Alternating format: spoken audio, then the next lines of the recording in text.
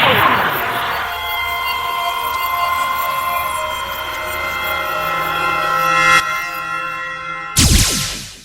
guys, Carol97 again. This time with a review of the 1/44 scale high-grade Universal Century Zeta Plus A1 Unicorn Gundam version from the Unicorn Gundam OVA series. But we gotta be honest here, even though it says Unicorn version, it's actually just the normal A1 in the standard colors, because the one we got in the Master Grade, which is slightly more vibrant, those are the Amuro Ray colors. So then the colors we get with this thing, most people will recognize from the C1, and they are very militaristic, very utilitarian, and also very realistic. And I really love the color scheme of this thing. So we have two shades of gray. We have a lighter gray for almost the entire body, which is really awesome. And then we have a darker gray for some of the smaller details, the joints, the hands, some inside there with the legs. And also, one thing I gotta point out is, this is unfortunate because this small tube here should have been the darker gray, and I don't get why they simply didn't make this tube a part of the darker gray barrel. Why? I don't get it, because this now has to be painted even though it could have just been a part. That's kind of stupid actually when you think about it. But moving on with the other colors we get a dark blue for the feet here, and then we get some white to kind of top it off for the thrusters here and the exhausts on the chest. Moving on to the stickers, and we really don't get a lot of them. So we have two for the eyes, so one for each. Then we have the dark blue ones here on the sides of the head, one on each side. We have a nice shiny red for the main camera, one for the back camera, and then we have a big yellow one that wraps around the tail fin. Then the last ones are used for the shield, and we get once again those nice shiny ones, one here, one there, and the final one all the way in there. And we don't just get normal stickers, we also get some nice clear marking stickers, and those are also the ones you put on the tail fin. So one goes on here, the other one there. Those are two same ones, and then you just get some stickers saying Zeta Plus, and then the abbreviation for the variable Wave Rider system thing with odd capitalization as usual. Unfortunately, we don't really get any numbers. That would have been awesome, which is actually something that is kind of included with the older Zeta Plus C1, where you can choose which Zeta Plus you have. So it would have been cool, since this is a mass production mobile suit, if they'd included numbers, which is a really missed opportunity.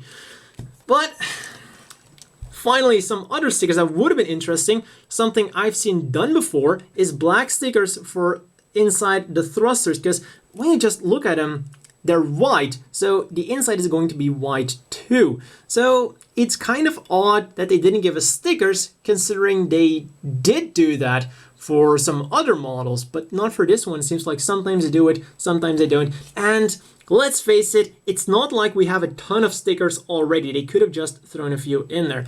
Now, one thing I have to mention about these here, which is really cool, actually, the white underneath there is part of, let's see if I can get this off, is actually part of another part inside, like so. You can simply remove this and paint the inside black. That is really cool. So some really nice part separation if you want to paint it, which you absolutely do, either with paint or just go over there with black Gundam marker.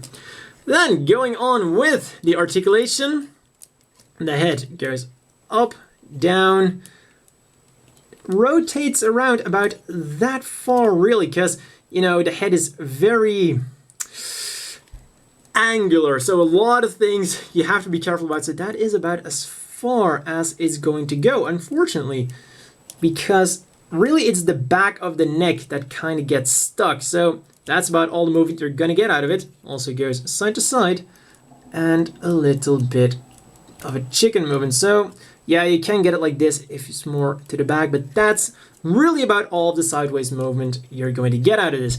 Then the arms, forwards, backwards, rotate around all the way. We'll go up about that far. This part here flaps out, but it does flap out more than it needs to. So that is cool, since this is also a thruster, and that might be cool. But don't get your hopes up, this doesn't mean it's going to transform. Then they rotate around all the way, bend at only one joint, which is something they definitely seem to like to do nowadays. Hands rotate around, wiggle around, turn around, and do everything a ball joint does. Then the waist is actually also on a ball joint here. So we'll backwards and forwards nicely, side to side a bit, and rotate around about that far. Now I have to say that it is quite unfortunate that he can't completely turn around. And the reason I say this is, spoiler warning, if you haven't seen it already, this is a parts former. There's no need to make sure that there is some intricate transformation mechanism in there. They could have just made it turn around all the way, but now, yeah, you kind of just have this jittering movement. Then the legs go forward really far, because of course, the design of the thing. No side skirts, no front skirts, really nice movement all the way up. And back, also quite far, because movable back skirt, so goes all the way like that. That is really nice. So at least they got that right. So just got to be careful with the wings. And then those beam cannons here will also go up and down and slightly in and out. Not a lot, but at least they move a bit. And then out, only about that far, but that is completely to be expected with those giant ass cannons on the hips. So yeah. Then one thing I was disappointed by is rotation only about that far. When you look at the old C1, the 1/144 scale no grade, there's actually a joint right here, which is the perfect place to put a joint, because when you see there is a panel in here, so it would have made perfect sense to make a joint there to give the legs just a bit more maneuverability. I was really surprised they didn't do that. Not even the muscle grades do that, but the knees do have a very nice range of movement, and it looks like it's some nice separation with the knee here, so that is pretty nice. Then the feet, front armor goes up by that far, and the feet about that far, backwards about that far, and then we also have some toe movement, and then go side to side, and we'll rotate around. Overall, articulation could have been a bit better. I was actually very surprised by not having a rotation around here, and well, for all the rest, gotta say, the forward movement and the backward movement was really nice. So overall, it's okay. But the one thing I was surprised by the most is that you can actually make a very fair argument that the old version here might actually have better articulation depending on where you focus on. But let's move on with the accessories. And, well, we get pretty much what we'd expect to get. We get a very nice looking shield. Really like it that this part is actually slightly thicker than the shield of the Zeta Gundam. So it is going to be able to protect you just slightly better. It's not that much, but it's at least something. It's like very little bit bigger. But yeah, also love the extra fins here on the shield. I guess that is for better atmospheric flight.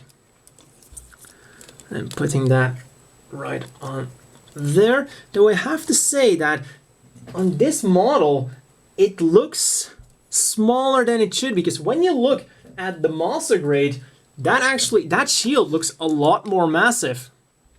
And it's not just because it is the Master grade. But moving on, that's about all the shield does. Pegs on the back of the arm, and there it goes. So then, next up we get some very nice beam sabers. The only problem is you're not going to be able to store them anywhere, because the beam sabers are supposed to be these right here.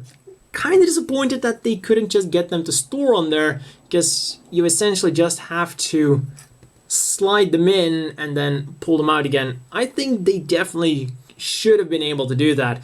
But hey, we get two of these, and two very nice clear blue beam sabers. The one thing I'm worried about is loose beam sabers, loose beam saber handles are quite easy to lose. The good thing is they go into the hands rather well. As you can see, they're not falling out sudden. Let's put them to the side. And then we bring in the final weapon that we're getting, the beam rifle. This might look very familiar because it is actually pretty much identical to the Delta Plus's beam rifle. Even down to all of the small detailings, it seems to be exactly the same. It's just that the detailing here is a bit more obvious because I panel-lined it. But they have one big difference, and that is that the Zeta Plus has this extra peg. More about that later on. And what you can do with the beam rifle is this here collapses and you get a peg here which attaches to the back of the wing. And the manual will also tell you that you can put the beam rifle there when it's just in stored mode and not just for the transformation. Now then, for the beam rifle, we do get a dedicated trigger finger hand, and we get a peg here. Hole there is going to be absolutely perfect. So just put that in there, swap out the hands, and there we go. A very nice looking beam rifle. I have to say, I love the look of it, and well, I love the look of the entire thing, to be quite honest. What I do not like is the final thing we're getting. That. As I've said before, it's a parts former. And you know which model kit isn't a parts former? This.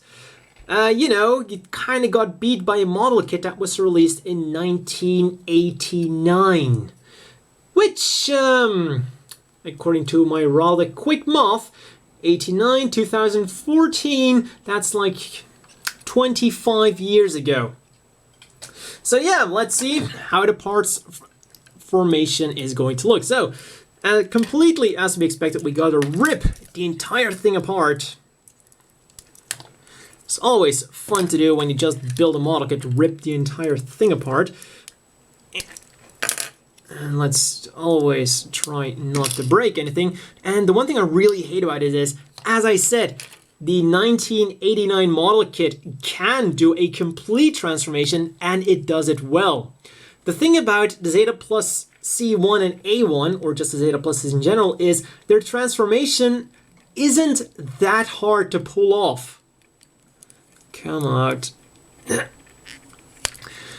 Really, all they had to do is have this flap open, remove these parts, and then if you really want to do it completely like the old model, also remove the head, and there you go, really.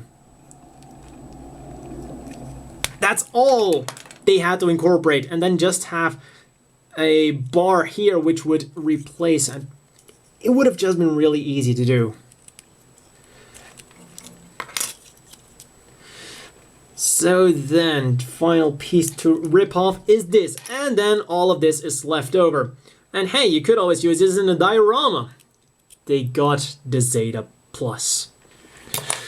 So then, we get this fantastic thing, and we can now start by putting it together again. Put this on here. And I guess now is a good time to talk about the other feature of the beam rifle. As I've said, we're going to talk about this peg later on, and now is the time to do it. Because the thing is, the manual never mentions anything about this specific peg. So I thought maybe, well, my first thing was I thought that maybe it's going to be for a future thing, and it's going to be used in a later model, something that's going to use the same kind of beam rifle. Maybe some kind of custom thing, who knows, maybe even build fighters. But then I thought, you know, maybe it fits on the Zeta Gundam, because when we look at the Zeta Gundam's beam rifle, that thing also has a peg on the back. But no, it didn't work on there. But then I had this beam rifle in my hands, and I thought, hey, there's a hole in here.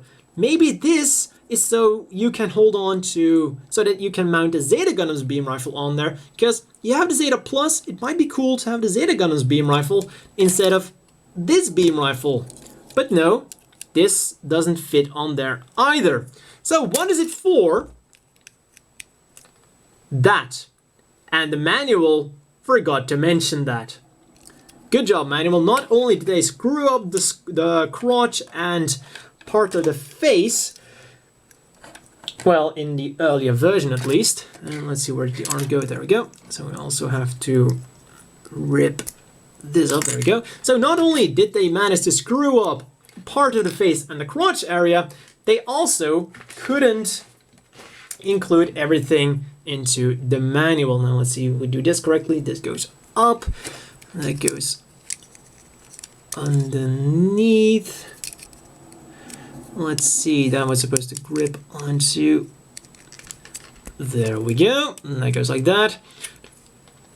And this would have been very difficult to do, because all they had to do was collapse these things to the inside. That goes in there. And this is, of course, so much easier than just transforming it, of course. And you gotta then put these fantastic things on there.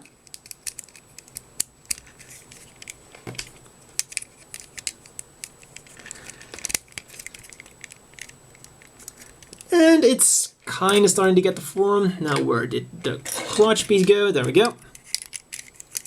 Also, quite a shame that this guy didn't really saw any action in Gundam Unicorn. It would have been really awesome to really see them in action. Also, one thing I always wondered about is the Delta Plus, according to the official pages, and I think they even said it in the anime, that the Delta Plus was a mobile suit that was very difficult to put into a team because there wasn't anything quite like it. I mean, this totally doesn't look like the Delta Plus now, does it?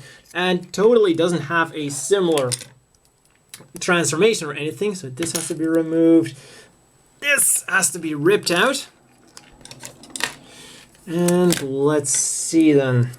So we put this like that. That goes up like that. There we go. Shove it in there. Well, at least I can say that the transformation does look pretty awesome. Though once again, the transformation on the old kit actually looks very, very realistic. Well, very anime accurate too. Shouldn't say realistic, more accurate. And there we go. Simply put this on here. And then all that's left to do is to mount the final weapon on there. And well, this, let's just put them to the side, ready to be lost. And grab the beam rifle, flip this and put it underneath. So the cool thing is you can put it on either the left side, the right side, or on top of it. So if you buy 3 of these, you can have one well-armed Zeta Plus. Also, these wings are movable.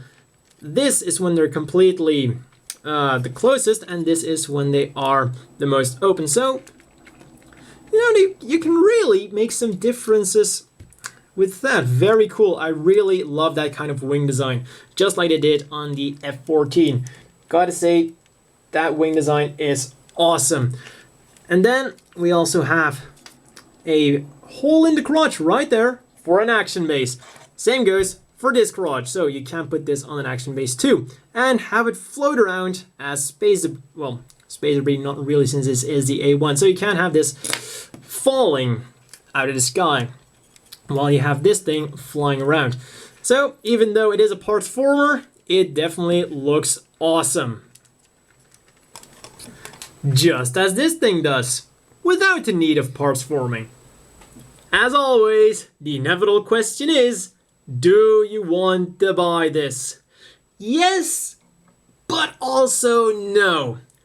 First of all, the important question is, Does it look badass? Does it look mean and lean? Is it sharp? Does it look great? Absolutely yes. So if you like Sentinel, if you like Unicorn, or you just like the Zeta Plus in general, and you want it in 1/44 scale, absolutely go for it. If you like it, you're most likely not going to regret it. I love the way the thing is molded. Very sharp, especially the face. Love the way it looks with those very menacing red eyes. But now, let's think about it a bit more in depth. It does have those few problems. It's a parts former, same problem with a lot of other transforming mobile suits. It only has single elbow joints, which is something they seem to be doing more and more. And, well, other than that, for articulation, the legs, well, they could have used that extra rotation. Other than that, it's okay. Accessories, once again, okay. But when we look at the price of 2,400 yen, this kit is on that thin line between being just expensive and overpriced. Because when we look at similar mobile suits, here we have the Delta Plus, 2,200 yen. When we look at another transforming, well, I guess I should say parts forming machine, the Double Zeta, 2,300 yen. And that thing is a hell of a lot more massive than this. What else can we get for 2,200 yen? Why? We can get the massive Doven Wolf with extra accessories that aren't in shot. So yeah, that's a much better deal than the Zeta Plus. So with these alone, you can get much better deals. And then when we're really unfair, I can even bring in the old Zeta Gundam. That thing came with the Hyper Mega Launcher and the normal beam rifle, and that thing is only 1,600 yen. But that is not all, because 2,400 yen isn't that different from 3,000 yen. Now is it? And what can we buy for 3,000 yen? Well, the same model in 1/100 scale monster grade, meaning fully transformable, better articulation, bigger, better, everything for a mere 600 yen extra. Yes, this does not have the cool color scheme, but it can either be painted or you can pick up the C1, which comes with a lot more stuff for the same price. So really, the unfortunate thing about the Zeta Plus here in 1/44 scale is that it just feels too expensive for its own good. There are alternatives which are much cheaper or just give you a better value, such as the Monster Grade. So that's really the unfortunate thing about the Zeta Plus. I really wanted to love the hell out of this thing, and another thing that kind of disappointed me about this Zeta Plus is that the old Zeta Plus was absolutely revolutionary. For its time, this thing was way ahead of its time. This is 1989, and well, I guess I couldn't really say it looks like a modern day kit, but it definitely looks like a kit that was made much, much later. Fully transformable, good proportions in both mobile suit and mobile armor mode, well, Wave Rider mode. So I was kind of disappointed to see that this was average. That's the best I can say about it. It's not really, there's nothing really selling it other than the badass look. But let's be honest, there are a lot of mobile suits that have the badass look to sell them. So that's really to each his own. Overall, if you like the Zeta Plus, you're going to like it. Well, you're going to like this model kit if you're willing to fork over the cash. So really gotta make your own assessment. So for size comparisons, let's bring in the ones I just had. And I guess I haven't really shown it that well yet, but it is a bigger mobile suit. It's not just a standard size, so you're not just paying for the extra stuff that you're getting, which you're probably going to throw away. You're also kind of paying for its size, and it is rather bulky. You know, kind of with those hip-mounted cannons, so it's definitely badass. It has a certain bulk to it, so like I said, if you like Zeta Plus, you're absolutely going to like this model. So then, finally, let's compare it next to the Zeta Gundam here, and let's bring in another bulky machine, the Zaku 3. So that's all for this review, and see you guys next time.